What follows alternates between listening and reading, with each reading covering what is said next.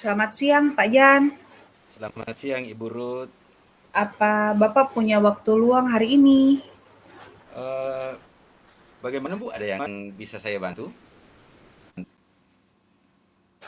Saya sedang mengalami masalah, Pak. Apa Bapak bersedia membantu saya? Oh, dengan senang hati Bu. Kira-kira ya Bu ya, apa yang Ibu perlu bantuan dari saya? Begini, Bapak, saya ingin minta pendapat dan masukan dari Bapak terkait dengan supervisi yang dilakukan pengawas di kelas saya beberapa waktu lalu. Memangnya ada apa? Masalah apa Bu ya dengan supervisi waktu itu? Pada saat supervisi tempo hari itu, saya mendapat teguran dari pengawas, Pak. Bagaimana bisa ya Bu ya? Apa yang membuat Ibu sampai mendapat teguran dari pengawas Bu? Begini, Pak, waktu supervisi itu pengawas mengkritik saya tentang proses mengajar saya yang saya lakukan dalam kelas, Pak. Proses mengajar ya Bu? Yang bagaimana? Apakah Ibu tidak bisa mengelola kelas waktu itu dengan baik? Atau mungkin ada masalah lain sampai Ibu mendapat kritikan dari pengawas? Beliau keberatan, Pak, waktu saya mengajar karena tidak menyertakan buku teks belajar sebagai sumber belajar, Pak. Oh, masalahnya begitu ya. Lalu bagaimana? Apakah Ibu sudah memberikan penjelasan kepada beliau? Bagaimana dengan terus bagaimana dengan respon beliau saat itu? Saya sudah menyampaikan kepada beliau kalau selama ini saya mengajar menggunakan berbagai sumber belajar. Yang penting mengacu pada kurikulum, Pak.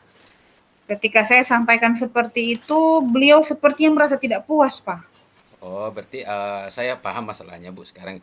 Jadi bagaimana Ibu mengemas pembelajaran di kelas selama ini? Seperti yang tadi saya ceritakan ya Pak, saya menggunakan berbagai sumber dari buku di perpustakaan, tapi saya lebih suka mengajak siswa menonton video-video pembelajaran yang interaktif dan menyenangkan. Oh, jadi begitu ya. Jadi Ibu tidak menggunakan buku teks ya, Bu ya? Apa alasannya Ibunya sampai tidak menggunakan buku teks? Menurut saya, buku teks yang tersedia materinya terbatas, Ya. sedangkan sumber belajar yang saya gunakan ini sudah memudahkan siswa. Siswa termotivasi untuk belajar dan tetap mengacu pada kurikulum. Sebenarnya itu sudah bagus, Bu. Lalu bagaimana hasilnya saat Ibu mengajar menggunakan sumber sumber belajar tersebut? Hasilnya bagus kok, Pak. Meskipun masih ada beberapa siswa yang tampaknya kurang tertarik dengan sumber belajar yang digunakan. Itu dia, Bu. Apa Ibu sudah mempertimbangkan kebutuhan belajar siswa dalam memilih sumber belajar? Jangan lupa ya, Bu ya, kalau setiap siswa itu memiliki keunikan masing-masing dalam misalkan dalam proses belajarnya. Betul juga, Pak. Ya, saya tidak kepikiran sama sekali untuk mempertimbangkan hal tersebut.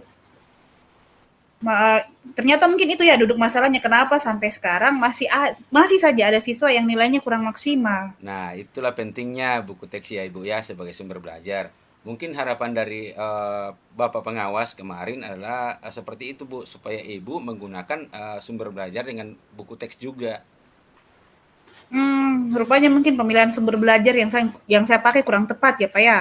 Nah, dari apa yang kita sudah bicarakan hari ini, Bu, kira-kira apa rencana Ibu ke depannya? Saya berpikir adalah lebih baik saya meninjau ulang rancangan pembelajaran yang sudah saya buat dan memperbaikinya, terutama mempertimbangkan kebutuhan siswa dalam memilih sumber belajar, Pak. Jadi, lalu apakah ada hal lain yang ingin dilakukan, Ibu? Mungkin saya akan menemui pengawas dan meminta saran bagaimana menjalankan proses belajar mengajar yang baik. Langkah Ibu yang Ibu ambil itu sebenarnya sudah tepat sekali. Saya setuju dengan ide seperti itu, Bu. Syukurlah Pak, saya merasa lega. Karena jujur setelah disupervisi itu saya bingung di mana letak kesalahannya saya dan apa yang sebaiknya saya lakukan. Nah, baguslah kalau Ibu sudah merasa lega, lalu dari yang sudah Ibu rencanakan tadi itu, komitmen apa yang akan Ibu lakukan untuk menjalankan rencana tersebut? Untuk hal itu dalam proses belajar mengajar saya akan mengacu pada kurikulum, kemudian mempertimbangkan masukan hasil supervisi juga percakapan kita hari ini untuk perbaikan ke depannya, Pak. Lalu dukungan apa yang kira-kira Ibu butuhkan untuk melakukan komitmen-komitmen tersebut? Saya akan mencoba berkomunikasi dengan teman-teman guru yang serumpun mata pelajaran dengan saya. Jadi kami bisa saling berbagi dan saling mengingatkan. Itu ide yang bagus sekali, Bu. Semoga segera terlaksana ya, Bu ya, dan ya Ibu dapat melaksanakan tanggung jawab Ibu dengan baik di ke depannya lagi, Bu. Amin. Terima kasih banyak Pak untuk waktunya, sudah bisa mendengarkan keluh kesah saya. Dan sekarang saya sudah sedikit lega. Semoga kita nanti ke depannya bisa jadi guru-guru yang bisa memberikan teladan yang baik bagi siswa kita, Amin, Pak. Bu. Amin. Sama-sama ya, Bu ya.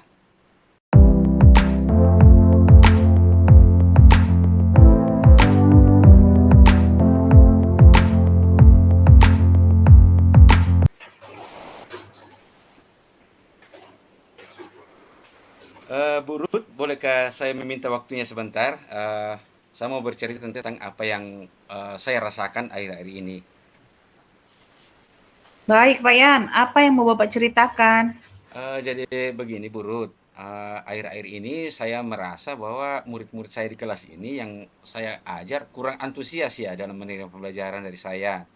Kemudian selain itu jumlah murid-murid yang mengerjakan tugas itu tidak maksimal. Artinya bahwa tidak semua bisa mengerjakan tugas. Ya sekitar 50% saja yang mengerjakan tugas tiap kelas, Ibu. Jadi menurut Pak Yan, apa yang Bapak harapkan dari kita punya percakapan hari ini? Jadi begini, Bu, yang saya harapkan itu adalah mungkin ada solusi atas permasalahan saya tentang antusiasme murid-murid ini yang saya ajar loh, Bu. Menurut Pak Yan, hal apa saja yang membuat murid-murid Bapak kurang antusias dalam pembelajaran?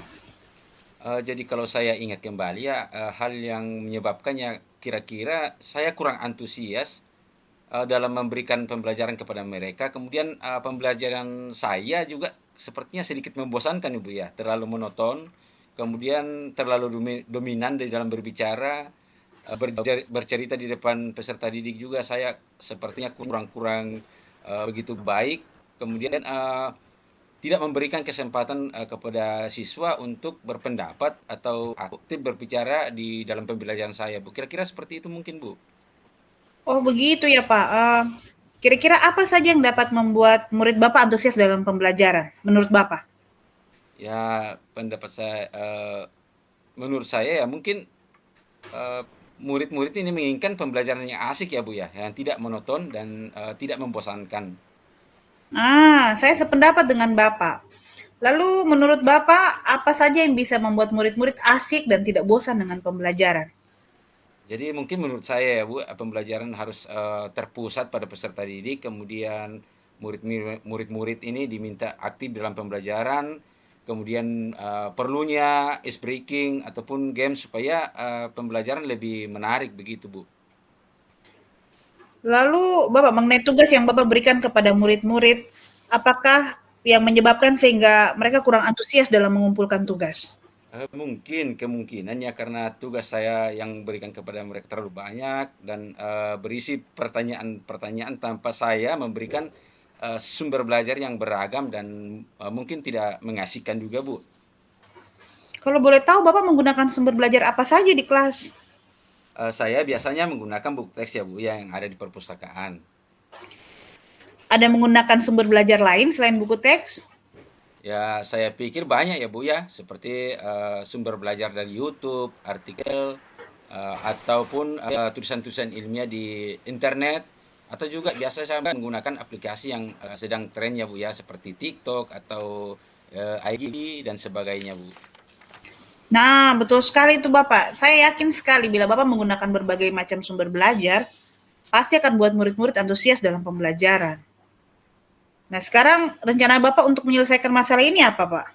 Jadi saya berencana yang pertama itu saya akan merancang pembelajaran yang mengasihkan dengan menggunakan sumber belajar yang beragam seperti tadi yang YouTube, TikTok. Kemudian kedua, saya akan memberikan tugas yang tidak terlalu banyak. Kemudian bentuk tugasnya juga mungkin saya sesuaikan dengan minat-minat peserta didik. Istilahnya bahwa saya akan melaksanakan pembelajaran berdiferensiasi, Bu ya, sehingga murid tidak terkesan terpaksa tetapi mereka memang senang mengerjakan tugasnya, misalnya menggunakan bentuk-bentuk drama, lagu, puisi, pantun, atau mungkin juga bisa laporan digital, Bu. Ah, bagus sekali rencananya, Pak. Mudah-mudahan berhasil ya.